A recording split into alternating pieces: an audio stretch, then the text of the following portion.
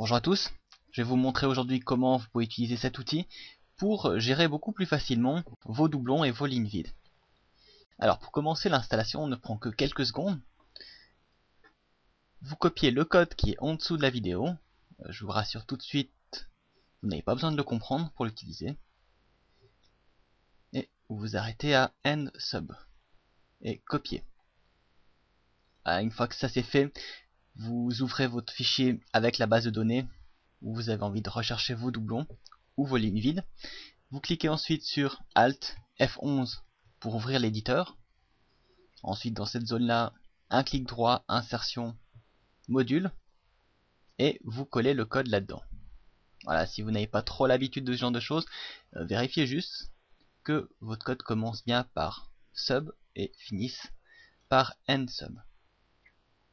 Voilà, d'une fois que ça c'est fait, vous pouvez fermer l'éditeur. Et pour simplifier les choses, je vais installer un bouton, mais dans ce cas présent une forme pour ceux qui n'auraient pas l'accès au menu développeur. Voilà. Et allez, pour faire joli, un petit texte.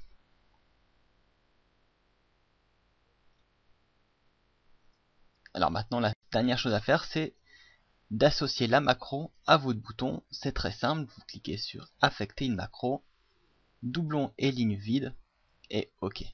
Voilà, c'est installé, maintenant vous pouvez l'utiliser. Alors cliquez sur le bouton, vous avez différents choix qui s'offrent à vous. Vous pouvez colorer les doublons, alors soit la cellule seule, soit la ligne entière.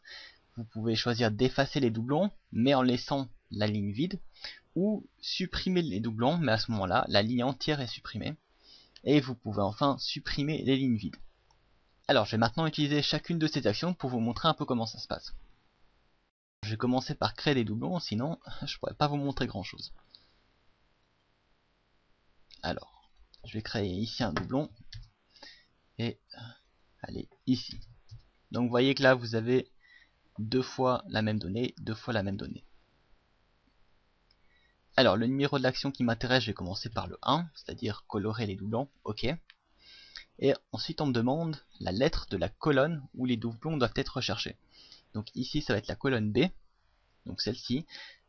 La macro va rechercher dans cette colonne les doublons. J'ai rentré B, OK. Et vous voyez que les doublons ont été affichés. Maintenant, je vais demander la même chose, mais avec les lignes entières. Et B, OK. Voilà, toujours les mêmes doublons. Et cette fois, ce sont les lignes entières qui ont été colorées.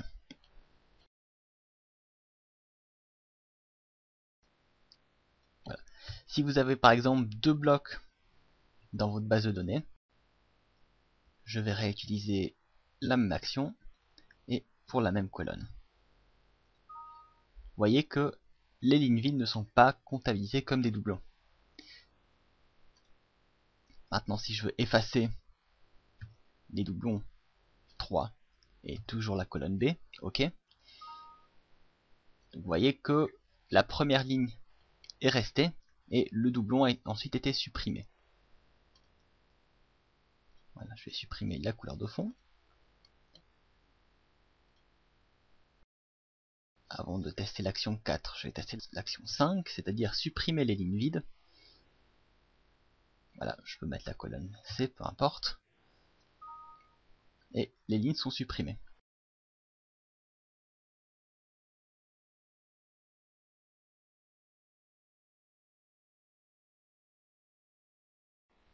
Vous avez ici, ici et ici, trois fois la même donnée. Donc en théorie, il devra supprimer ces deux lignes-là. Je vais d'ailleurs les colorer pour que vous les voyez bien. Donc 4, suppression des doublons. Colonne A, OK. Vous voyez que ça a été supprimé. Alors un dernier petit test. Cette fois-ci, vous avez 5 lignes. Et ces 5 lignes ont été recopiées sur 30 000 lignes. Et je vais vous montrer à quel point c'est rapide avec cette macro. Donc si je demande de colorer les doublons, choix 1. OK. Colonne C, peu importe. OK. Et vous voyez que la macro a passé en rouge 30 000 doublons en moins de 2 secondes. Voilà, si je décide maintenant de supprimer, non, d'effacer ces lignes, OK.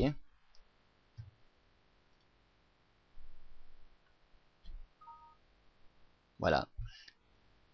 Presque 30 000 doublons effacés en moins de 3 secondes. Donc c'est également très rapide. J'espère que cette petite macro pourra vous rendre service. Et si vous avez apprécié, n'hésitez pas à me laisser un petit commentaire sur le blog, ça fait toujours plaisir.